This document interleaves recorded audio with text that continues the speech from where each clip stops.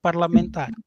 Esse é um aspecto, porque qual é a dificuldade presentemente? É que, enquanto o MPLA teve maiorias que lhe permitiu fazer uma combinação da representação paritária com a sua maioria de representação, era possível, muitas vezes, o MPLA ceder em certos processos negociais mais comissários. Hoje o MPLA tem pouca margem, porque está naquele limiar de uma maioria, já não é uma maioria tão robusta, está limitado no processo negocial, ou seja, não tem tanta margem como tinha no passado. E aqui o que está-se a dizer é como é que vamos arranjar isso? Porque o MPLA diz, eu tenho uma maioria absoluta, que é de 50%, eu não acho que é 51%, porque eu não vejo no ponto de vista dos votos, vejo na composição do Parlamento, é 56%. É no Parlamento, é com base no Parlamento que se faz essa representação para os comissários, no entanto, o processo eleitoral. Porque o processo eleitoral, há vários partidos... Está errado. Sim, o que está completamente errado. Tá, não, eu estou só a dizer que é a prática que normalmente se faz. Não, concordo consigo. Sim, a prática é esta. E essa é uma das fontes do problema. Não é só uma fonte do problema. Eu vou depois explicar porque é que eu tenho esse posicionamento. Não é só por mim, não é por mim. Eu muitas vezes estou limitado pelo aquilo que a literatura me informa. Eu posso discordar de alguns aspectos, mas a literatura me limita a discordar. Eu tenho que sustentar porque é da minha discordância. Por exemplo, vamos aqui, já que vamos esclarecer um pouco e sendo um pouco mais preciso. Por exemplo, no caso português que nós conhecemos é muito semelhante. Por exemplo, todos os grupos parlamentares em Portugal indicam comissário. Todos, é um princípio da paridade. Independentemente, por exemplo, o CDS, que foi coligado com o PSD nas eleições portuguesas, indica na mesma um comissário, porque tem representação parlamentar. Esse é o princípio. É um princípio paritário. O princípio paritário não é justo. O princípio paritário, eu vou explicar. Eu defendo que a UNITA está a ser prejudicada porque a UNITA cresceu muito. Só que o princípio paritário é um princípio que tem efeitos, e esses efeitos atingem os partidos que mais crescem. Isso não tem como, porque não pode-se combinar o princípio maioritário com o princípio paritário e achar que os efeitos são iguais. Há um partido que fica sempre a perder. Dundão, dê-me só um segundo para lhe situar no seguinte. Nós não estamos em presença do princípio paritário. No princípio paritário, o critério é de igualdade. Significa que se é um para cada um. O que nós estamos a defender é que, e ali eu concordaria consigo, é combinarmos o princípio da representatividade com base na paridade, neste caso, por isso é que nós atribuímos por igualdade um comissário a cada um dos partidos com assento parlamentar. O MPLA 1, UNITA 1, PRS 1, etc. Então, ali resolvemos uma parte do problema que é de respeitar as minorias. Num segundo momento, aplicamos o princípio da proporcionalidade. Ali, só aqueles que tiverem mais é que vão ter. Portanto, nessa questão, tal como está formulada a proposta que foi aprovada, ela não enquadra o princípio da paridade. Não, mas porque na paridade todos indicam o mesmo número. Não, mas o que acontece é o que é que tem acontecido historicamente na composição da Comissão Nacional Eleitoral? Ela combina dois princípios. E quando combinam dois princípios, há um princípio, por exemplo, por que razão é que todos os partidos indicam um representante? Porque está-se a partir do princípio que tem que se respeitar o princípio das minorias. E para se respeitar o princípio da minoria, está-se a aplicar o princípio. Não, está-se a aplicar o princípio paritário. O que é que significa? Só que o princípio paritário, é o que eu estou a dizer, o princípio paritário, levando ao extremo, significa que só poderíamos ter 16 partidos no Parlamento. Porque o que o MPLA e a UNITA andaram, a comissão, não é o MPLA, o Parlamento angolano sempre decidiu que todos os partidos com representação devem indicar um comissário. Depois, na distribuição, dizem, não, esse é o princípio que informa, esse é um princípio paritário. Depois, vocês é que ajustam ao princípio da indicação a ver quem tem maior parte da representação parlamentar. Mas a junção desses dois princípios gera efeitos. E os efeitos estão a se notar agora por quê? Porque o MPLA está na margem da maioria absoluta. Porque se o MPLA tivesse 70, a negociação seria muito mais fácil. O MPLA dizia, eu teria 12... Então o Dundão está a concordar. Está a concordar com a ideia de que uma Comissão Nacional Eleitoral deve deter, ou seja, um dos concorrentes deve deter maioria neste órgão para decidir a seu contento. Então estás a concordar com essa ideia? Eu não estou a concordar com isso, eu estou a dizer que a formulação... Nós defendemos a paridade para a Comissão Nacional Eleitoral. Em termos de reforma, é isso que nós defendemos. Não, mas eu não cada um dos partidos com assento parlamentar indicar um. Ponto final. Não, Agora, mas eu não estou a defender, eu não estou, deixa-me só esclarecer. Eu não estou a defender um princípio ou outro, eu estou a dizer que o funcionamento que tem existido, a prática, eu não estou a dizer que é boa prática, estou a dizer que a prática é esta. E que a UNITA está a dizer é que mudar a prática. E o debate deveria ter começado mesmo antes da composição. Eu sinto, por isso é que eu citei, a literatura tem chamado a atenção que este é um tema recorrente, então já deveríamos ter tratado antes dessa negociação. Porque agora, feita a negociação, o MPLA, claro, que vai usar aquilo que tem sido a prática no processo da composição. Ele vai dizer que nessa a realidade tem que se manter. Não vai aceitar em nenhum momento alterar aquilo que tem sido a prática, porque a alteração da prática é também o MPLA dizer estou a ferir a lei. Por isso é que estamos aqui numa interpretação jurídica de combinar dois princípios. Os princípios, o nosso sistema eleitoral é um sistema sempre misto, porque eu também posso dizer, por exemplo, que a UNITA é sempre esticada na atribuição de mandatos. Se comparar o número de mandatos que a UNITA teve relativamente à percentagem de votos, a UNITA tem sido sempre prejudicada. Por quê? Porque o sistema DONT, ou seja, o sistema DONT é um sistema que favorece os partidos mais votados. Mas depois, quando vai no círculo nacional, o partido que tem maior representação, ou seja, que ganha nos pequenos círculos, ganha no Bengo, ganha no Quando Cubango, dá-te mais representação do que percentagem de votos. Isso é um problema dos sistemas. É um problema dos sistemas. Vamos ouvir o Boy. Desculpa, vamos ouvir o Boy. Já volto a vocês. Boy, tem o microfone desligado, Boy. Sim, Cândido. Sim, Boy. Qual é a tua opinião em relação a essa é jurídica, é política? Qual é qual é o teu posicionamento, Boy? O jurídico vai me deixar para o doutor Milonga, tá bem? Eu penso que estou basicamente de acordo com o que estava a dizer o Sérgio, não é?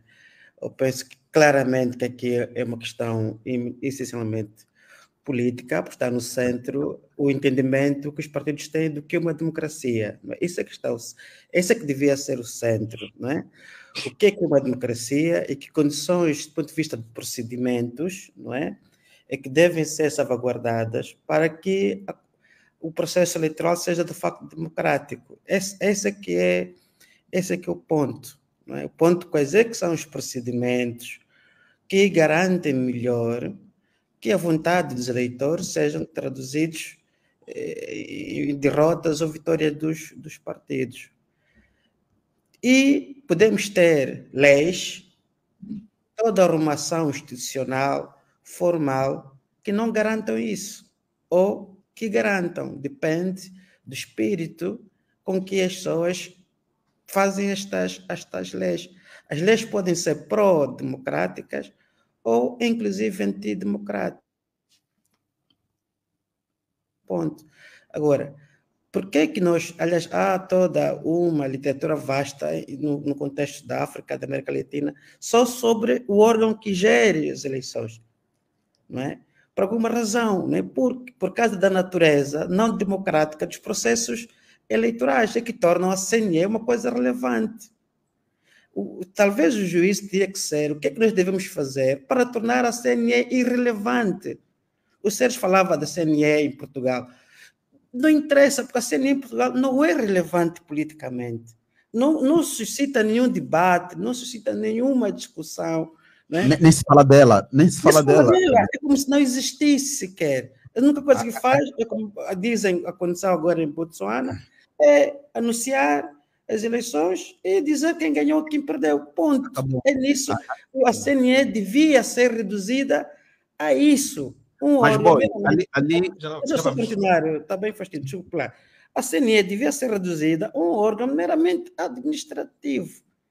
Agora, por que não é assim? Esse aqui é o ponto, né? Porque tudo o resto que a gente fala sobre o país, sobre a maneira como o país é governado, como falava ontem com um amigo meu no jantar, começa aí, não é? Todo o resto, quem vai direção no Angola, quem vai ser general, quem vai ser não sei o que, tudo começa no papel da relevância que nós atribuímos à CNE. Esse aqui é o ponto. Por isso é que é a UNITA, aí também mais uma vez concordo com o Sérgio, a UNITA atrasou, não é? Do ponto de vista político, a UNITA devia estar a lutar antes para desmantelar isso. Por quê? No meu entender, se for uma questão meramente formal, quando a lei diz que a resolução é aprovada por maioria absoluta, já está a dizer que qualquer lista terá que ser da vontade do MPLA. Ponto. Não é? Mesmo que ela for com um espírito não democrático, mas ela está a dizer isso e supostamente as organizações têm que cumprir a lei. Então, ao invés de, nesse momento, a UNITA estar agora a discutir essas coisas de matemática da 4ª classe, simples, não simples, ou da 5ª ou da 8ª, a UNITA devia, política, a UNITA só não, todos os atores políticos que acreditam que o melhor regime político para Angola é a democracia, ou devia ser a democracia, deviam antes lutar como é que nós vamos desmantelar isso para tornar a CNE um ator completamente irrelevante no processo. Sem isso, depois estamos a discutir a CNE, depois vamos discutir as listas eleitorais, publicação das listas eleitorais, sempre a mesma coisa. Então, penso eu, doutor Faustino Mumbica, vocês estão atrasados nesse momento, do ponto de vista político, porque o que se trata aqui é política, não é? Do ponto de vista político, a UNITA e seus parceiros e não sei mais quem, não é? Deviam, a seu tempo, aliás, nas eleições de 2022, já deviam ter tratado desse assunto, de mostrar claramente que está numa situação de um processo que não é democrático. Como é que deviam tratar isso? Vai à rua, não sei o quê, e pressiona as instituições para se reformar isso. E mais do que isso, o MPLA a gente já sabe, como se diz na linguagem, a gente já sabe o que é que a casa gasta, né? Agora, parece que a UNITA não fica muito bem na fotografia para estar a lutar cargos, não é? E não só, portanto, a UNITA tem que dar esse passo de uma luta, de abrir a CNE, não é? De tornar, para despartidarizar a CNE. Mas não posso dizer que nós não, tem que efetivamente desencadear uma série de ações concretas e práticas comprometidas com isso. Como é que nós vamos despartidarizar a CNE? Essa que devia ser politicamente, acho eu, okay. Esforço. Ponto. Boio, mas eu acho que há aí uma questão, porque acho que o Sérgio disse que isto é eminentemente uma luta política. Costuma-se dizer um pouco na gíria destas coisas que em África não governa quem ganha as eleições, mas quem conta os votos. Então, o controle, quem controla os votos tem um poder soberano. Quem ganha é dono da bola. Exatamente. Lembrando, não são brincadeiras. Dono da bola é que ganha. E a bola é a CNE. Mas há um princípio, o Sérgio insinuou, mas não foi muito claro, há um princípio que é de desconfiança. É que o próprio sistema desconfia dos eleitores. É do tipo, os eleitores podem se enganar e dar mais votos a quem não se pode dar. Então, a ideia, a CNE, é uma espécie de um tampão. Quer dizer, a discussão, eu acompanhei um pouco a discussão e fiquei atento à questão jurídica, matemática, etc. Mas, a páginas tantas, fiquei com a impressão, como dizia mais ou menos o Boio, é como se a CNE fosse quase como a associação de Angola, quer dizer, o seu valor, não é? Se fosse no mercado, quer dizer, era tão importante. Sim, era tão importante o controle da CNE, porque aquilo define muito o resto depois. Por quê? Porque é através da CNE que o indivíduo ganha legitimidade. Mas não só. É que, por exemplo, vamos supor que o MPLA tivesse 8 representantes, ou 7, vamos supor, não é? Mas se o sistema fosse totalmente robusto e que não haveria aquela esperteza, era indiferente. Porque ganharia sempre, governaria quem ganhasse. Mas o controle da CNE é importante. A UNITA tem consciência disso, o MPLA também tem consciência disso. O controle da CNE é importante. Não é só o método, a gente põe o método de acordo com o que a gente quer, não é? Quer dizer, a gente estuda ciências políticas, ciências sociais, a gente põe o método porque achamos que é conveniente para aquilo. Depois temos que ser coerentes com o método, não é? Mas a gente escolhe o método de acordo. Eu posso fazer um inquérito para fazer um estudo, mas também posso usar entrevistas ou observação. Depende, o método é lá. Para esta situação, o método melhor é este. Então, a luta pelo controle da CNE é uma espécie de alegoria política do próprio nosso sistema, não é? O Sérgio tem razão quando diz que é verdade, se a gente escolhe esse método, depois temos que ser coerentes. Mas a discussão tinha que ser anterior. É assim, em que o sistema torna o nosso processo democrático? Em que isso ajuda a criar a democracia? Aqui é que se nota, às vezes nós temos muitas discussões entre colegas, amigos, assim, nos momentos informais, aqui é que se nota que, de facto, o nosso sistema não é democrático. É porque há uma desconfiança naquilo que devia ser, de facto, quer dizer, uma coisa relevante.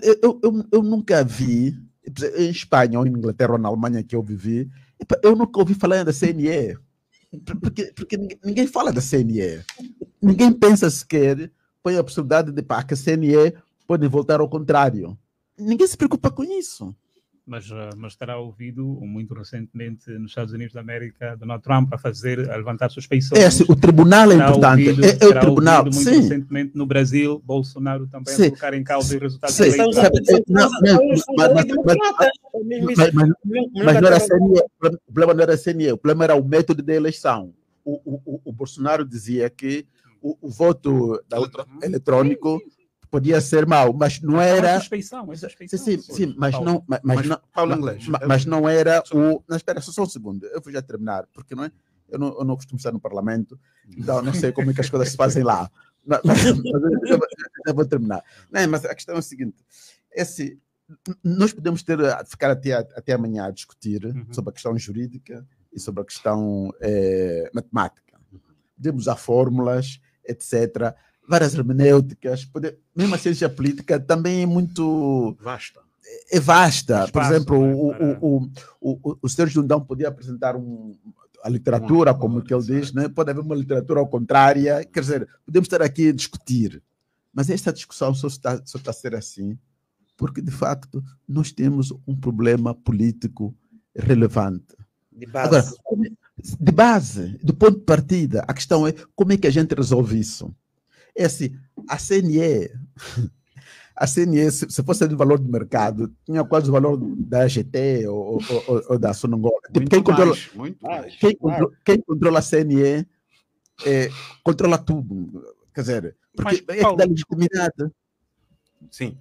Paulo, deixa-me só fazer uma observação de acordo daquilo que o Paulo acabou por dizer. O debate seria muito mais interessante, conforme o Paulo diz, e eu subscrevo, que é um princípio de desconfiança no nosso processo eleitoral. Isso está tudo associado com os próprios partidos confiam do processo eleitoral e transmitem isso para o próprio o eleitor angolano, e isso também devemos ler também com a taxa de abstenção ou até desinteresse político. Até poderíamos não ver a taxa de abstenção, mas um estudo do desinteresse político do angolano. Vai votar ou não vai votar? Tem interesse nas eleições? Vamos notar que há muitos angolanos que dizem não vou votar porque nem sequer eu acredito nos resultados. Nos resultados em todo o processo. Não é? Como é que poderiam os partidos, mesmo tendo um papel decisivo no processo de composição da Comissão Nacional Eleitoral, por exemplo, tendo a possibilidade de indicar pessoas da sociedade civil, mas também nem serem escrutinados, Paulo? Poderiam ser, por exemplo, pessoas indicadas, idôneas, né? Mas escrutinada pelos próprios partidos. Isso dá uma segurança de que as pessoas estão a ser indicadas, nós sabemos quem são, o seu percurso. Os próprios partidos devem ter uma participação no processo de composição da Comissão Nacional Eleitoral, mas devem, como disse o David. David, por exemplo. Não só o David, mas passando pelo escrutínio dos próprios deputados, um controle dos deputados. E isso poderia aumentar o grau. É só para dizer. Bom, não temos um falso problema. Não temos muito mais tempo. Bom, nós temos que não temos muito tempo, outro tema ainda para abordar. Vou pedir Paulo, Boio, se o Boio diz que isso é uma questão política e que nem sei se vale a pena continuar a discutir, né? Mas Boio, a brincar. Vamos lá pedir então aos deputados para, de facto, de forma sintética, poderem resumir as vossas posições. Bom, posso. Primeiro porque tanto o Boio, o Dundão, o Paulo Inglês tocaram num aspecto que deixou uma sensação de que no início da intervenção talvez não tivesse sido bem entendido. Eu dizia que vim para aqui consciente que estamos a discutir uma questão acessória. Porque o fundamental, de facto, não é os lugares na CNE. O fundamental é a natureza do órgão CNE, okay? E podemos aferi-lo em função de qual é o seu papel. Okay? E, a partir daí, olharmos para a prática. E, olhando para a prática, e levantou-se aqui questões ligadas à desconfiança.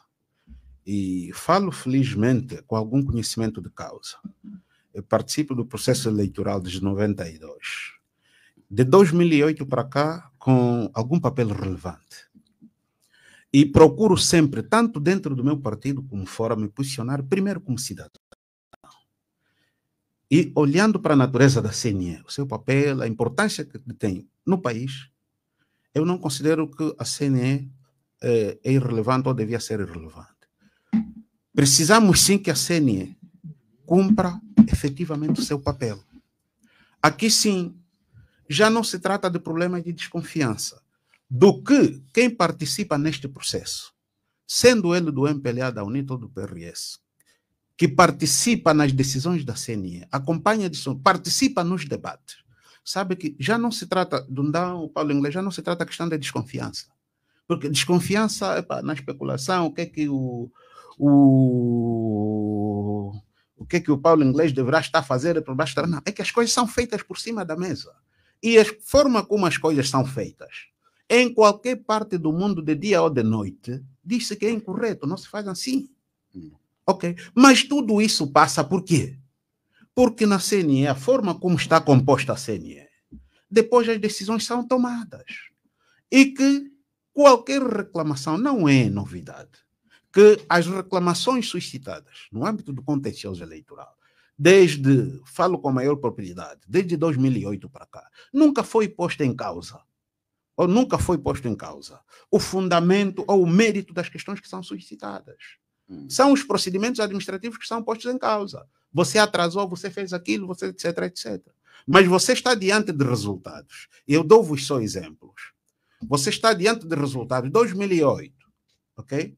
Estou a falar de 2008. 2008, você tem 37.995 mesas. Oficialmente, o mapeamento é isso que te diz. Escrutínio. Estão a ser escrutinadas 50.195 mesas. 32% a mais. Significa 12.200 mesas a mais. E são resultados da CNE. Vão pedir os dados da CNE. E você apresenta esse dado, não, isso aqui tinha que ser reclamado na mesa, etc, etc. Mas quem devia reclamar na mesa não pôde lá estar. Porque o credenciamento que lhe devia ser entregue até 10 dias antes do dia da votação, está-lhe ser entregue às 15 horas depois do início do voto. Isso é nos casos em que foram entregues. Portanto, e todas essas questões só ocorrem porque os instrutivos que são aprovados pelo plenário, e muitos deles nem sequer no plenário passam, porque é o presidente da CNE que elabora os instrutivos e manda para as províncias, dizem assim. Agora, é aqui onde eu digo que o problema é que, e concordo claramente com o que disse tanto o Dundão quanto o Boio, e aqui chamar a atenção o Boio, que a UNITA não atrasou. A UNITA não atrasou, e eu digo, a UNITA não atrasou por quê? Porque, primeiro, nós temos consciência da necessidade das alterações que são necessárias no âmbito das leis do pacote eleitoral. E essa discussão tem sido feita de tempo em tempo, ou seja, sempre que saímos de um processo para outro. Só que os aspectos que nós entendemos que são daqueles que ajudam a trazer maior seriedade no processo, maior confiança no processo, são aqueles que emperram, não passam. Por quê?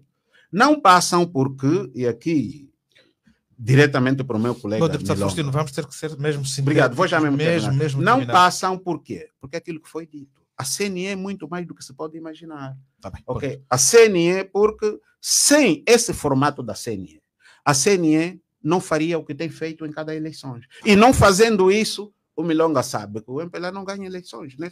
Se as ganha, não conforme as tem ganho. Bom, sim,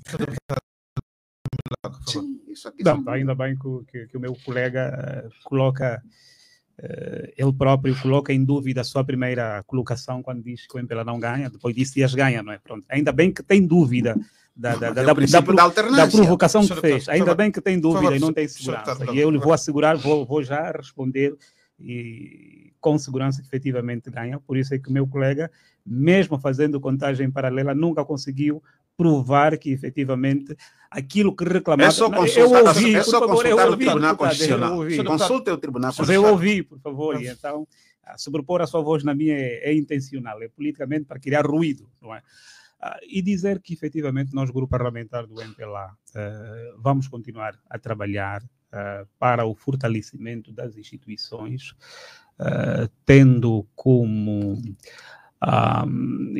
meta a melhor persecução do interesse comum. Olhar Angola e os angolanos como foco da nossa ação, claro, está sempre nos termos da Constituição e da lei. Aliás, o MPLA, e era importante deixar aqui vincado ainda que o Dr. Dundão fê-lo de forma muito branda, que o MPLA fez sacrifícios, que as devidas aspas, fez sacrifícios quando devia tê-lo feito. Dundão disse isso? Não, eu já vou dizer o porquê e vai perceber, Paulo. Eu também estou a perceber aqui de forma muito ardilosa. O MPLA fez o sacrifício quando em 2008, na legislatura 2008, 2012, 2017, teve 2/3. Todavia, o MPLA cedeu parte dos comissários que devia designar em respeito à minoria. Só que continuou a controlar, o sacrifício que nos pedem nessa altura, foi muito sacrifício. O sacrifício que nos pedem nessa altura colocaria em causa a lei. Naquela altura o MPLA cedeu a designação de comissários, mas não violaria a lei, por favor. E eu penso que os senhores, enquanto intelectuais, não queriam, não permitam, por favor, não acredito que nem o moderador, nem o Paulo, que peçam o MPLA para violar a lei. Acho que não.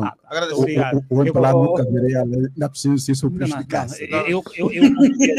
Mas eu sei que o companheiro, por favor, o MPLA nunca prejudicou a lei. Paulo, nunca violou a lei. Bom, era suposto pensar que eu estivesse apenas aqui com o meu colega Mumbica para contrabater, mas não é não. Senhor deputado, por favor, eu agradeço. Podemos perguntar. A UNITA está fazer perguntas. Se assim, Paulo, não, de forma cavilosa que não está a fazer, insinuosa, parece que é um de cada vez, por favor. Me parece, Paulo, me parece, não, deixa eu um de cada vez, por favor. Vamos ouvir a opinião.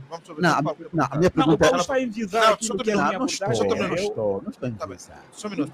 Eu vou ouvir, eu vou responder. Não, é assim.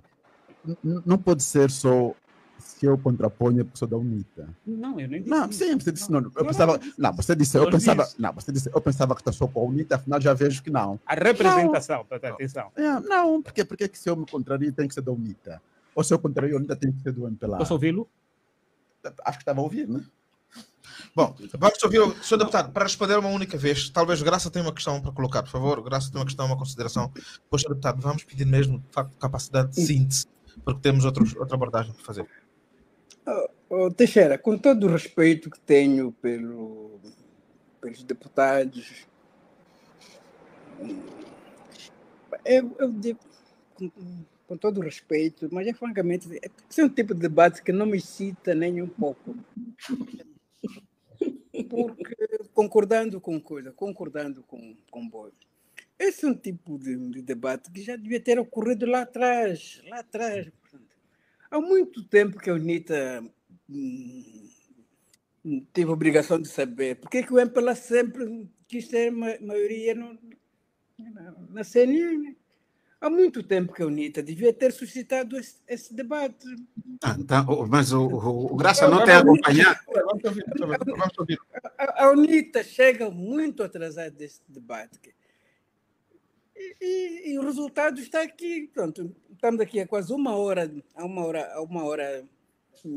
a debater o assunto. Os senhores estão a falar do assunto. Não há uma única ideia comum. Portanto, os rádios ouvintes estão lá em casa, vão sair daqui, no fim do programa, vão sair daqui completamente confusos. Portanto, o MPLA e a UNITA continuam em barricadas absolutamente opostas. E não há o único fio condutor entre eles. E esse é um problema que, de devia ter sido resolvido muito lá para trás. Muito tempo. O MPLA está agora, a coisa continua a bater-se pela hegemonia na CNN, porque o MPLA toma a CNN como um instrumento fundamental para a sua manutenção do poder. É a CNN. Nós sabemos, não sei se é verdade ou se não é verdade, é atribuído ao presidente João Lourenço vontade ou não de concorrer num terceiro mandato. Esse terceiro mandato, para se efetivar, passa pela CNE. Não é por acaso que o MPLA quer manter a maioria na CNE. E essas coisas, a UNITA já devia ter percebido há muito tempo. Para trazer isso hoje. Até hoje não percebeu. Graça, percebendo, faz como é que resolveria, Graça? Isso não me excita, porque esse problema da despartidarização da CNE, que está tudo. É esse o cerne da questão. A despartidarização da CNE devia ser tratada lá atrás. A nossa CNE, a composição da CNE, já devia respeitar o modelo que é observado na quase maioria dos países aqui da região da SADC. As comissões nacionais eleitorais são compostas por indivíduos da sociedade civil, indivíduos de idoneidade inquestionável. Enquanto nós, por alguma razão, não sei porque que a UNITA e os outros partidos da oposição nunca bateram penas, mas nós devíamos ter seguido esse modelo que é dominante na maior parte dos países da África, da SADC. No Botsuana, onde acabam de acontecer eleições, na Namíbia, na África do Sul, já não se debatem mais essas questões de lá na Caprina, sobre a distribuição de quantos membros cada partido. Eles já ultrapassaram isso e nós já não devíamos estar mais nesse estágio. Então, nisso, a UNITA tem culpa. Distraiu-se e agora está a dançar a música do MPLA. Culpa própria. Bom, Cândido, olha, a questão técnica é tão simples que eu acabei de colocar a questão a inteligência artificial, não é? Coloquei a lei, etc. Em 10 segundos, ele respondeu. De acordo com a lei dos partidos, de acordo com o número de deputados eleitos, seria a distribuição a seguinte: MPLA 9, UNITA 7, PRS 0, FNLA 0, PA 0. Isso tecnicamente isso é simples. Não é? É simples. Olha, a inteligência artificial respondeu em 10 segundos. Andaram lá boa de hora só a discutir questões de fórmula. Quando é uma coisa simples, em 10 segundos... David, a questão não é de fórmula. A questão, como sabes, não é de fórmula. Como tu dizes, está a contrariar-te. Não é uma questão de fórmula, David. Vamos lá. Não é uma questão de fórmula. Mas, senhor deputado, a questão é política, como diz o Sérgio, não é? Não é de fórmula, David. Não muito a dizer. Agradecemos o convite, agradecemos este momento de debate e o grupo parlamentar do MPLA manifesta a sua predisposição. Debate inconclusivo. Para... Desculpa? Debate inconclusivo. Não levou a nada. Sim, pronto. Mas ainda assim foi um bom debate. Agradecemos a todos os intervenientes e manifestamos a nossa predisposição sempre que nos for solicitado a cá estar para, em sede do contraditório, em sede do serviço público, darmos aquilo que é a nossa voz, a nossa opinião, face aos assuntos que interessam a todos os angolanos. Muito obrigado. Nós que agradecemos ao deputado Milonga e ao deputado Faustino por interagirem conosco. Para me despedir também e dar uma nota ao que disse o Graça. Bom, nos mesmos termos, agradecermos a oportunidade de dizer que posso aceitar que talvez seja uma questão de falta de informação, mas também por conta, se calhar, de alguma deficiência ao nível da própria comunicação social, ao nível do país, aqui com maior destaque ao formato da discussão dos grandes assuntos do país, que são fechados a nível de determinados órgãos, com particular essa Assembleia, que não permite que o cidadão acompanhe a discussão na especialidade de questões de fundo, senão a maioria teriam percebido que essa questão da reforma da Comissão Nacional Eleitoral, e não só, digo no geral, a necessidade de aperfeiçoarmos o nosso sistema político, em particular realça a gestão dos processos eleitorais. Nós vimos nos batendo para essa questão desde que as eleições acontecem em tempo de paz. Muito obrigado. E agora, penso que vamos voltar à carga, muito obrigado. sobretudo com este Mas esse assunto nunca foi levado na Assembleia Nacional. É preciso ser rigoroso não, no está na Assembleia Nacional agora. Está na Assembleia Nacional agora. Eu estou a falar deste processo por conta de ser... O cidadão poderia acompanhar a comunicação social. Eu agradeço. Se o debate na especialidade fosse na especialidade nunca tratamos disso. Só um segundo. Da primeira comissão. Dizer, você entrou para a Assembleia agora. Eu estou a falar de 2008, tal como deputado entrou agora. Senhor deputado, se consultar os seus colegas, senhor deputado, lá estão cheios. Quais são as propostas da UNITA em relação à revisão do pacote? Senhor deputado, não foi rigoroso na sua comunicação. Por favor, eu agradeço, senhor deputado, eu agradeço a vossa disponibilidade e espero que possamos continuar a discutir essas questões nas próximas oportunidades. Agradeço a vossa discussão, temos mesmo de seguir em frente e, portanto, vamos. Graça Campos, temos qualquer coisa como cerca de 30, 40 minutos, ainda 30 minutos, 20 minutos? Paulo, 20 minutos. Só 20, 22. Para discutirmos e aqui iríamos ter que ser sintéticos, eventualmente não teríamos muito tempo para refletir em torno da exoneração do Ministro do Interior e a substituição das direções do Serviço de Investigação Criminal e do Serviço de Imigração Estrangeiro, que marcaram a Semana Política. O Presidente da República, com quem o senhor ministro, ou hoje então o ministro do Interior, Eugênio Laborinho, está unido por fortes laços de amizade e até de familiaridade, não é? Foi afastado do Executivo, a meio a uma vassourada quase total do Ministério do Interior, o que revela alguma perda de confiança do titular do Poder Executivo naquele departamento ministerial. Não justificados oficialmente os afastamentos de Eugênio Laborinho e dos antigos diretores dos serviços, dos antigos diretores gerais do SIC e do SME, dão agora aso à nossa reflexão, que eventualmente não tem muito tempo, porque temos aí qualquer coisa como 20, mas de todo modo, Graça Campos, quais são as ilações que se podem fazer, se pode tirar desta exoneração do senhor ministro, dos seus diretores, ou pelo menos diretores do SME e do SIC, do que é que se extrai dessa exoneração? O que é que significa? Graça, tem o microfone desligado. Graça, tem o microfone desligado. Pois. A primeira nota é que, nos termos da nossa Constituição, o governo é unipessoal. O Presidente da República não precisa de consultar ninguém para nomear os seus auxiliares. Não precisa de consultar nem ninguém para nomear, nem para exonerar. Portanto, o Presidente da República é o responsável único do governo, e ele a cada momento nomeia as pessoas que entenderem, e exonera as pessoas que entenderem competentes para executar as suas orientações políticas, e exonera aqueles que não forem capazes de não estiver na altura de executar as suas orientações políticas. Eu não sei exatamente, não sei quais são as razões que sustentaram o afastamento do ministro do Interior, mas como Teixeira Cândido diz, pronto, é público que o Presidente da República e o ministro e o general Eugênio Laborinho, portanto, são unidos por laços de amizade e até de familiaridade. Portanto, isso é público.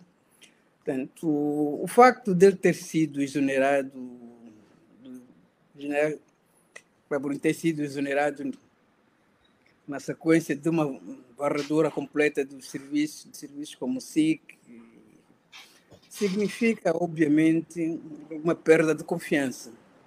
Creio que o ministro não esteve à altura das orientações políticas que emanavam do Presidente da República. E não tendo nós informações oficiais sobre sobre razões, portanto, só nos resta mesmo, como diz o Teixeira, também só nos resta mesmo a especulação. Podemos eventualmente ir juntando uma ponta solta, uma ponta solta, para tentar entender a justificação. E eu começaria, por exemplo, por elencar algumas pontas soltas. Por exemplo, em 2020, quando o governo decretou uma cerca sanitária por causa da Covid, o ministro do Interior viu-se envolvido numa controvérsia, porque uma filha dela, que vivia em Portugal, violou a cerca sanitária. Portanto, entrou em Luanda, portanto, entrou no país sem obedecer às medidas sanitárias, na altura, obrigatórias para todos os cidadãos. O ministro do Interior, é impossível dissociar, por exemplo, o ministro do Interior do contrabando de combustíveis, denunciado pelo chefe da Casa Militar, pela simples razão de que quem controla as forças que protegem as fronteiras nacionais é o Ministério do Interior. Portanto, se combustível passa pelas fronteiras, o ministro do Interior tem de ser responsabilizado por isso. O ministro do Interior também não pode, não estou a dizer que ele está envolvido, mas no ministro do Interior não pode ficar totalmente ileso, entre aspas, né, daquela campanha, daquelas denúncias feitas sobre o crescente tráfico de drogas, não sei, supostamente envolvendo altas patentes dos serviços de investigação criminal e de outros órgãos do Ministério do Interior. Portanto, há aqui um conjunto de elementos aparentemente desconexos, mas que podem ajudar a perceber essa decisão do Presidente da República. Provavelmente, o Presidente da República e acredito que ele, por causa dessa relação de amizade e de familiaridade, acredito que o Presidente tomou essa decisão muito contrariada, mas seguramente ele terá sido forçado a tomá-la porque, eventualmente, o ministro pisou algumas linhas vermelhas, né? É isso que me ocorre, certo? Não tenho elementos refutáveis sobre isso. Portanto, é tudo resultado da minha imaginação, do que eu penso que pode ter ocorrido. Boi, consegue compreender a nomeação do ex-governador provincial Manuel Homem para o cargo de ministro do Interior, sendo que nunca foi militar, pelo menos não tem histórico, tendencialmente para estes cargos, embora sejam políticos, tendencialmente para esses cargos são designadas pessoas com uma passagem, quer pelo Exército, quer pela Polícia Nacional. Bom, consegue compreender essa nomeação? O Reginaldo Silva escreveu algo do tipo: tentar perceber o racional de algumas mudanças em Angola só mesmo com recurso ao ocultismo, né? Quer dizer, estava a ouvir o Outra Graça a fazer aí o recurso imaginativo, o recurso dos motivos e não sei o quê. Isso sei lá. É uma espécie de ocultismo, né? Ocultismo. Começa a imaginar a cabeça de João Lourenço, que ele pensou. Saber que ele decide, né? Sim, acho que é o que nós temos que lidar com isso, né? Não há, quer dizer, não há conferência de imprensa, não há nada, né? Talvez o generado aceite o convite de conversas essenciais para vir cá conversar um bocado conosco e saber o que é que aconteceu, né? Isso é mesmo só especular, não é? Infelizmente. Mas, sei lá, o Teixeira, sei lá, não é verdade que o ministro do interior tem que ser polícia ou tem que ser militar, não é verdade. Não é? Antes, pelo contrário. É uma função política. Sim, é uma função política, ponto. Não é? Aquilo que se sabe dentro da lógica imaginativa é que Manuel Homem supostamente é quadro do Serviço de Informações, não é? Então está perfeitamente dentro da lógica do regime, não é? Tem as condições básicas para o efeito, não é? No fundo, o que nós temos que ver é qual é o perfil hoje, nos dias de hoje, ou na governação de João Lourenço, qual é o perfil que ele elegeu para certas funções. Se ainda é o perfil de ser militar, não é? Assim, de exército, ou se é essencialmente ser do serviço de informações, não é?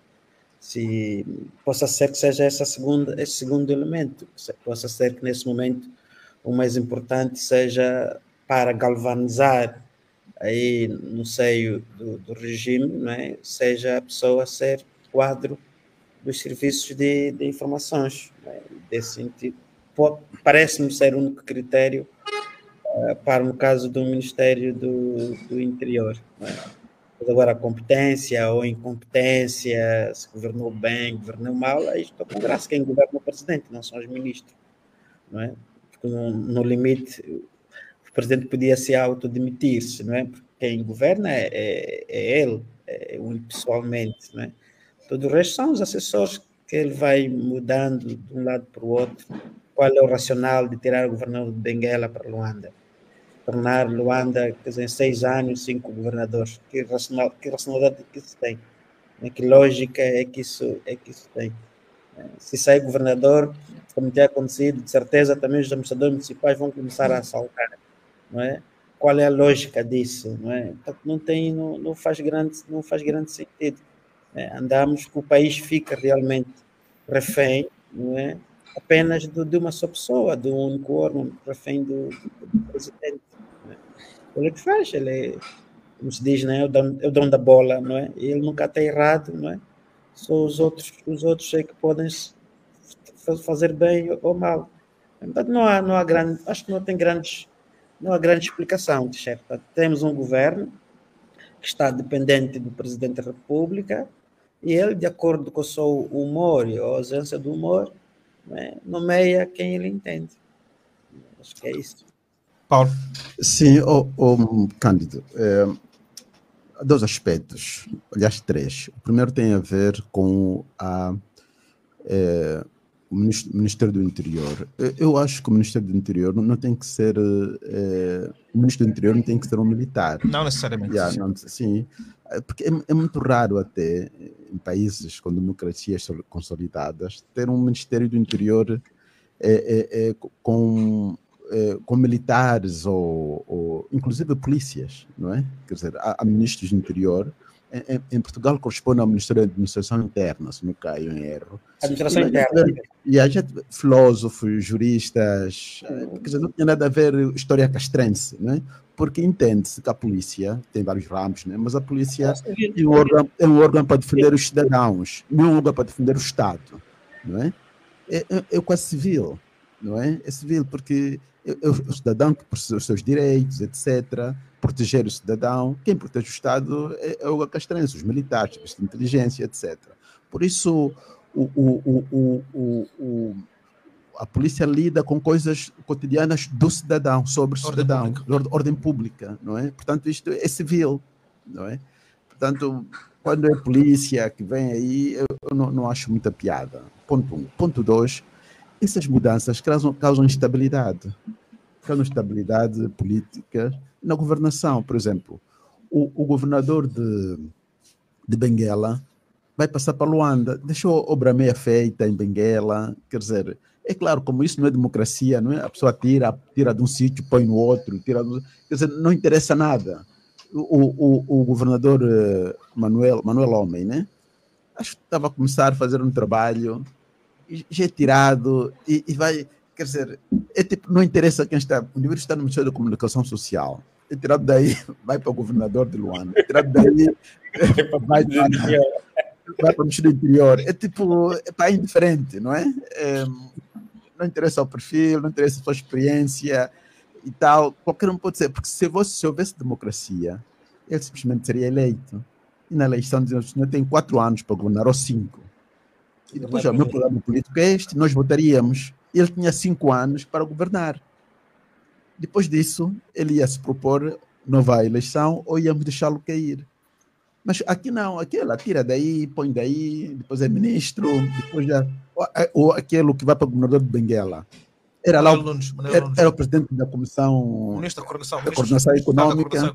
Quando saiu... Era o brain da nossa economia, o cérebro da nossa economia. Mas terá dito, não, isso são erros de concepção, quer dizer, tipo saiu como falha, não é? Tipo, mas depois vai governar uma província que é tipo a 3ª ou a 4ª, sei lá, a 2ª em termos econômicos.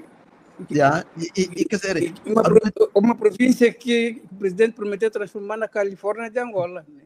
Sim, quer dizer, é tudo assim. Quer dizer, qual é o racional? Não é? Por que é que eu tiro alguém que é governador de Luanda, vou para o Pancholo do interior?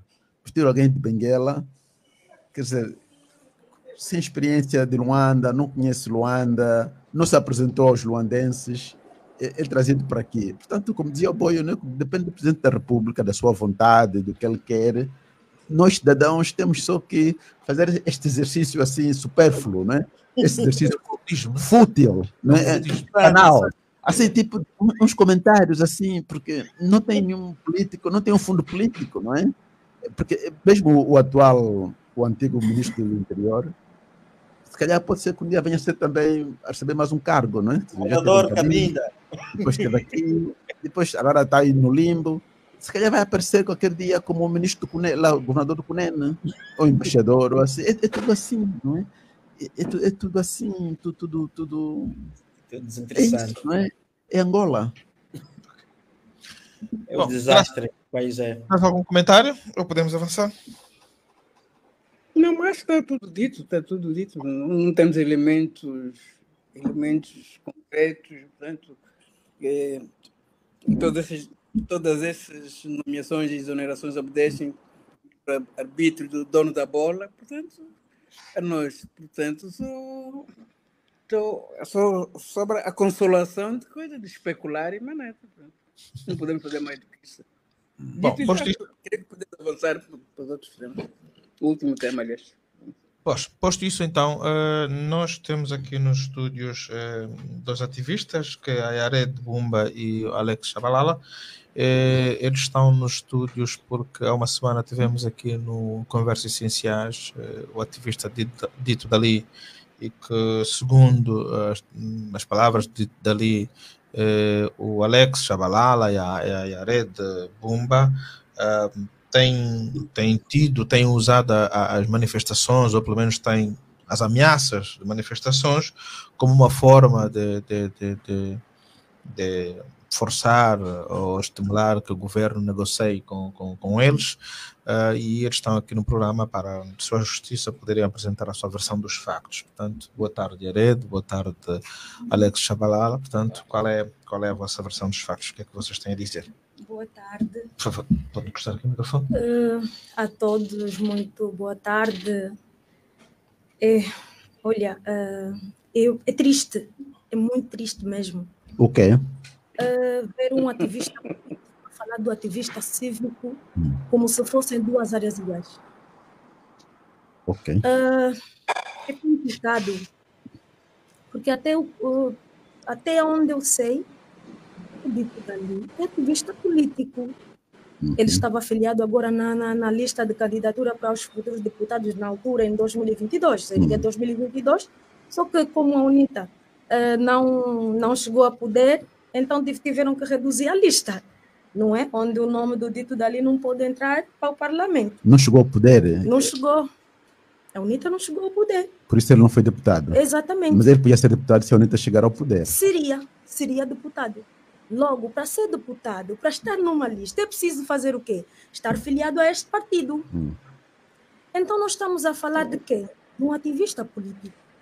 Qual é o dever do ativista político? Mas há membros da sociedade política, da sociedade civil. Defender as causas do seu partido. Olha, isso são 2 coisas bem diferentes. Quando o Dito Dali diz que eu tenho algum problema com o atual diretor do Gabinete de Ação Psicológica, não. Eu não tenho nenhum problema quaisquer com o diretor Norberto Garcia. Não tenho. E eu acho que, eu digo sempre, como pessoa, nunca me recebeu mal, então não tinha necessidade de ter um problema com o diretor Norberto Garcia, enquanto pessoa. Como diretor do Gabinete de Ação Psicológica ou do Gabinete de Estudos e Estratégia do Presidente da República, então a gente debate as coisas da comunidade, o que está errado, o que não está, a proposta que a gente tem, o que devemos levar, porque acreditamos nós que quem tem o direito de lutar para o MPLA sair, ou para a UNITA ficar, ou para a UNITA sair, o MPLA ficar, são os militantes deles e a própria UNITA. Não sou eu. Eu luto por causa cívica. Eu não tenho água no meu bairro, eu discuto por água com a minha administração, com a administração do meu município. Eu não tenho as crianças do meu bairro com a identificação, não. Eu vou lutar com o Ministério dos Registros. Eu não tenho porquê estar a gritar todos os dias, UNITA sai, UNITA fica, MPLA sai, MPLA fica. Agora, quando o Dito Dali diz que eu, Yared, faltei respeito ao presidente da UNITA, é mesmo complicado. Eu apenas falei o que todo mundo fala. Só que eu sou uma das pessoas que tenho frontalidade e consegui falar da covardia que aconteceu em 2026, quando as eleições. 22. Em 2022, quando as eleições. Eu falei, é verdade. O mesmo, estás a ver esse posicionamento do Dito Dali? A Yared faltou respeito. Se tivesse a UNITA no poder, Dito Dali como deputado, eu estaria na cadeia. Porque nós hoje temos 4 humanos na cadeia, porque levantaram um papel que está lá escrito João Lourenço é incompetente. Estão na cadeia. E o que é incompetência? É uma falta de respeito? É o trabalho defeituoso que uma entidade prestou e que os humanos decidiram que tinham que reivindicar. Só isso. Mas agora, os manos foram para a cadeia, porque nós estamos com o MPLA no poder. E falar o errado do MPLA ou da UNITA subentende-se falta de respeito. Subentende-se crimes graves. Quando o Dito Dali falou do meu pai, eu fiquei muito triste, mas muito triste mesmo.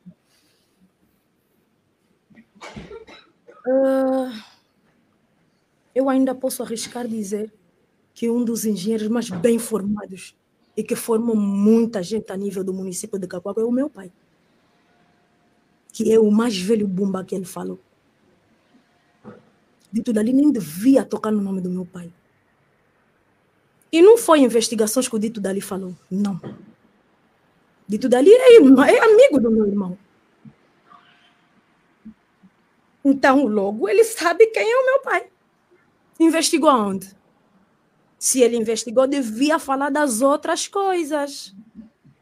Se ele investigou e sabe que eu sou professor, devia saber quais são as causas que eu já lutei dentro das comunidades em que eu trabalhei. Eu hoje tenho a barriga toda pesada. Nem um umbigo eu tenho. Sabem por quê? Por uma única causa. Que eu, quando cheguei para dirigir uma escola, na altura, a 4017, as crianças sentavam no chão.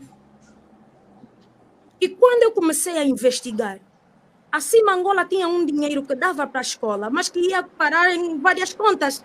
10, 15, 50, 30. Eu depois chamei os meus colegas, que eu era muito menor. Eu tinha 28, 29 anos. E os meus colegas, como eu era a nova, que eu encontrei todos eles, então os colegas guerreavam comigo. Mas eu tive que cortar aquela verba e pedir a Cimangola para trazer carteiras novas. Dito dali, sabe o que é uma causa? Eu faço ativismo sem aparecer. Dito dali, sabe o que é uma causa? É só ir onde eu trabalho hoje. Então, dito dali vai saber quais são as causas que eu luto. As causas que eu luto não são de eu amanhã ser poder e nem ser a governadora. As causas que eu luto puseram em causa a minha própria vida. Sabe o que é um ativismo? Um ativismo cívico, desprendido do poder. Eu senti muito, muito mais, porque a Rádio Essencial devia, naquele debate, chamar também jovens que realmente já tiveram algum encontro com o diretor Norberto Garcia, que não é o que se viu aqui. Eu me recordo que do dito dali eu só vi-lhe assim 2 vezes. Uma vez, acho que por passagem aí na despadronizada, e a outra numa atividade da UNITA, aonde ele me impede de subir ao carro alegórico, né? E eu fui falar ao mano, o teu amigo está me humilhando. E o meu mano me pegou na mão e me disse, vem, sobe. E como era o meu mano, ele não tinha como falar. Por quê? Porque o meu mano já é dos 15 mais 2. Logo dito, conhece quem é a minha família. E será que ter familiares do MPLA significa que você não pode fazer ativismo cívico? Será? Dito dali atestou que eu faço parte do comitê das mamás da UMA do município de Cacoaco. Eu vou querer que ele prove, por A mais B, aonde está esses documentos que ele alega ter, das investigações que ele foi fazendo. Não é novidade para ninguém. Eu fui filiada ao MPLA, fui. Isso não é novidade a ninguém. Eu entrei no MPLA em 2009. Eu entrei muito miúda, que nem sabia como é que se faz política, como é que não sei o quê. E quem ia me orientado é o Zé do Pau, na altura, aí no comitê do Rangel, ali no CAP 6. E depois eu decidi, eles não tratam as pessoas. Então eu preferi ficar afastada daquilo que era o partido. Mas, a ver, vamos, porque... Bom, deixamos ouvir então o Alex. Sim, Alex, qual é a sua versão dos fatos, então? Boa tarde a todos e a todas. Isso, por um lado, até me entristece. Só tem que parar e começar a definir o que é um ativista político e um ativista social, que a minha colega acabou de falar agora. E, por um lado, eu fico triste, não com o dito dali, não. Porque dito dali defende uma ideia partidária, defende um grupo de políticos que defendem uma linhagem. E as ações do dito dali têm vindo a descredibilizar o ativismo e fazer com que as pessoas se ataquem mutuamente. Vai ter alguém sentado no meio onde tem 2, 3 pessoas do MPLA, você é inimigo. E nós também, no ativismo, estamos separados em grupo, cada um tem os seus seguidores. Eu ando com o A, B, o C, o D. O fulano também anda com o A, B, C e o D. E depois causa aquele choque entre nós. Mas, por um lado, me entristece o silêncio da direção da UNITA. A direção da UNITA sabe disso. Para diferenciarmos já o que um ativista político, um social faz. O dito dali defende pensamento de grupo de pessoas. Nós não. Nós defendemos causa. Essa é a nossa diferença. Recentemente, quando o doutor Abel Chivuco foi nomeado para cargo de conselheiro da República, nós vimos o ataque que estava a surgir contra a pessoa do Abel Chivuco. Inclusive, também, eu pessoalmente, sem medo de errar, não gosto muito de esconder as coisas. Eu também fiz esse trabalho. Uau. Esse trabalho, eu ataquei também a pessoa do presidente Samakova a defender pensamentos partidários. Também já fiz isso. Atacou por quê? Atacamos porque naquela linhagem política nós criamos um uma pessoa que espelhasse a juventude, alguém que as pessoas se reviam nele. Não, esse é o fulano, não é na pessoa da Aldaberto. Nós lutamos para o Aldaberto estar ali. Nós, os ativistas, demos de tripa e coração. Hoje nós temos pessoas até que vocês viram, passou a pisar no ecrã, naquela foto do mais velho Samacuva, que até estão totalmente arrependidas.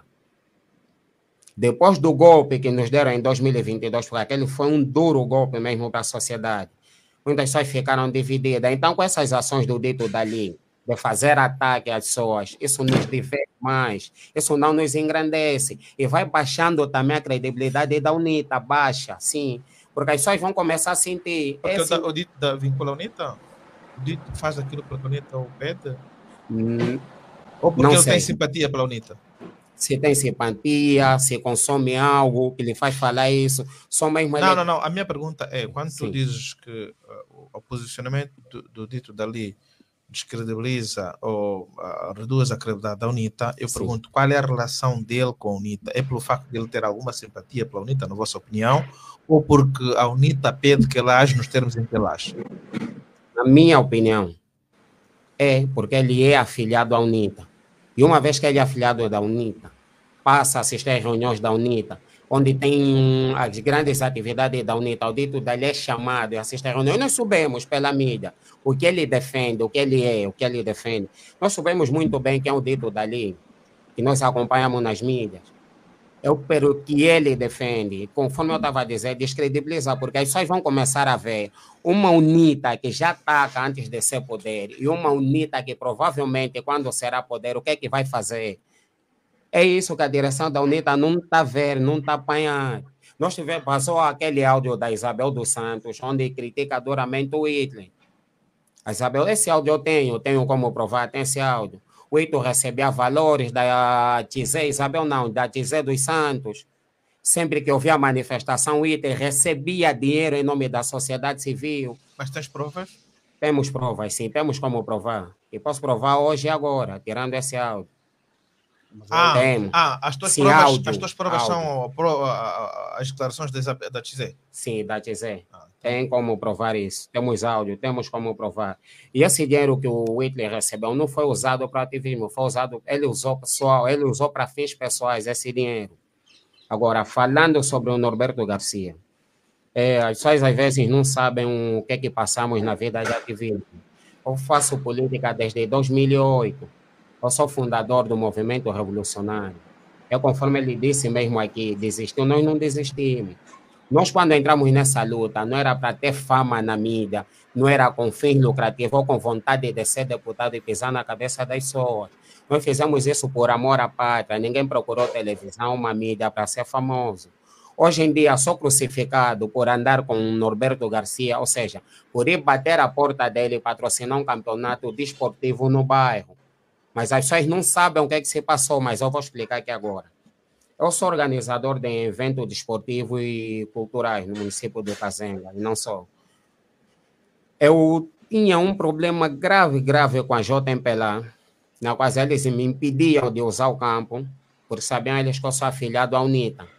Eu cheguei até o deputado municipal do Kazenga, Jeremias Maula, lhe expliquei do problema, olha. Aí no campo, então, está no Xota. Aí os do MPLA não querem ver mais bandeiras da UNITA. E você tem que lutar contra isso, você tem que meter o pé. Porque aqui dentro do Kazenga eu sou o único que consegue agregar mais de 3 mil pessoas a custo zero numa atividade, sem receber nenhum único tostão do partido, nunca pedi nada. Nenhum único tostão. Pedi ao deputado para me ajudar com 50 mil kwanzas, 50 mil kwanzas. Estava sempre naquela volta, vou dar, depois você liga, não atende. Quando diz que vai dar e faz chegar lá no comitê, você chega aí 7, 8, 9, 10 horas, 15 horas, não te atende. Aquilo chateia. Uma vez que eu estou a fazer pelo partido, você como dirigente, como órgão, como superior do partido, devia tomar uma iniciativa, ficar calado. E depois surgiu um boato no bairro, MPLA, como é bom mesmo de esperar a oportunidade. Lançou-se um boato no bairro que eu recebi 5 milhões de kwanza das mãos do deputado. O que nós queremos aqui é que não temos muito tempo. O que nós queremos é que não queremos tanto saber dessa história, queremos é que se atenha às declarações do dito dali. aquilo que Dito disse e que o senhor, que o Alex entende que não é verdade ou eventualmente tem outra versão dos factos. O sinteto é esse, a razão de ser é essa do processo. Ok. Vou tentar ocultar as palavras. Para dizer que do Norberto Garcia, não foi ele que me contactou, não foi.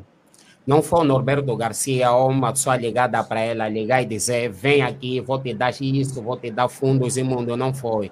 Eu mesmo, depois de tantas injustiças, fui bater a porta dele para ajudar em atividades culturais e desportivas no bairro. E não foi o Ministério das Juventude e Esportes por quê? Eu tentei, mandei todo tipo de carta, tenho documentação e tudo, mandei no meu partido, liguei para pessoas, em particular, 1 a 1, e nunca ninguém me atendeu. E tenho como provar, inclusive uma vez até chorei para o Luther King Campos. Sim, mas o Ministério, o gabinete disponibilizou os valores que pretendia? Disponibilizou material desportivo e bolas de material desportivo. Não recebi nem um único tostão, apenas recebi material desportivo. Quem me ajudou financeiramente é a jovem que está aqui, a Yared. Essa que está aqui é que me ajudou financeiramente. Yared, mais alguma coisa? Mais alguma nota que gostaria de acrescentar? Olha, sobre estar vinculado ao Gabinete de Estudos e Estratégia do Presidente da República, GAP, né? O nome é bonito. GA, né? O nome é muito bonito. É muito bonito mesmo. Eu nunca estive vinculada a este gabinete. E também eu acho que, olhem só para mim, eu nasci no Kazenga, nasci no bairro Rojaenda, e eu não tenho sobrenome de grandes linhagens. E é bem sabido, todos sabem, que para crescer no MPLA é preciso ou bajular muito, ou ter nomes de grandes linhagens. Não é? Da monarquia. Eu sou Yared. E os Bumba nunca foram vinculados à monarquia do MPLA. Como é que eu seria como integrante do gabinete sem que... E depois diz-se que é no CINSE, sem que eles fizessem um estudo, sem que eles soubessem se eu realmente oferecia perigos ou não. Muito complicado. Só uma curiosidade. Assim, se alguém vos perguntasse se vocês eram pessoas felizes, vocês são felizes à vossa maneira, né? Sim. Olha... Eu acho que a felicidade não é algo contínuo. Felicidade é estado de espírito. Porque o mundo... A minha definição não foi o que vocês entendem por felicidade. A pergunta é se vocês sentem que são pessoas felizes. Olha, felizes num país como esse é impossível. Ok. E eu acho que o senhor jornalista... Olha, só para dizer algo aqui. Já que agora está a se espelhar aqui, ter militância ou ser ex-militante do partido MPLA significa ser um demônio. Eu vou fazer aqui um desafio mesmo para o Dito Dali. Eu quero que o Dito Dali jura publicamente que nunca foi militante do MPLA, jura mesmo. Nunca foi militante do MPLA, nunca teve vínculo com o MPLA e também nunca tentou receber casas. Bom, só isso que eu quero que ele responda. Tá bom, Yared. Publicamente. Ficou o desafio. Senhor jornalista, você vai desculpar, eu acho que estamos no direito de falar um pouquinho. Desculpa lá, mas o Dito Dali não falou só de mim como ativista. Entrou na minha casa. Sim, mas e deixa-me só lhe dizer uma coisa. Nós há bem pouco tempo ouvimos uns boatos de que o Dito Dali é um agressor, que ele agrediu a esposa. Será que seria bom que eu... e começasse a espalhar aquilo que seria o Dito Dali vive dentro da casa dele? Não. O Dito Dali não trabalha, pelo menos até onde eu sei. Ele tem um salário, mas não trabalha. Eu sou professora há 15 anos. Mas nós sabemos que o Dito Dali não trabalha e vive a grande e a francesa. Okay. Onde é que ele tira esse viagens, dinheiro? Quem paga as pessoas que têm milhões. Casa, quem paga? Quem é que lhe dá esse dinheiro? O que eu lhe faltei respeito, será? Bom, minhas queridas, vamos ter que respeitar o tempo do nosso programa. Nós já estamos fora do tempo, 18 minutos depois da hora Dora Marcante, acho que ficou aqui as vossas opiniões sobre as declarações de Dali. Graça Campos David Boio, podemos encerrar o programa, já estamos para além da hora. Alguma nota final? Olha, deixa-me só encerrar mais aqui uma coisa. O processo entrou ontem por calúnias e difamação. Tá bem. E eu peço ao senhor dito Dali que prepare mesmo bem o arsenal. Tá bem. Prepare mesmo bem. Tá bem, Yad.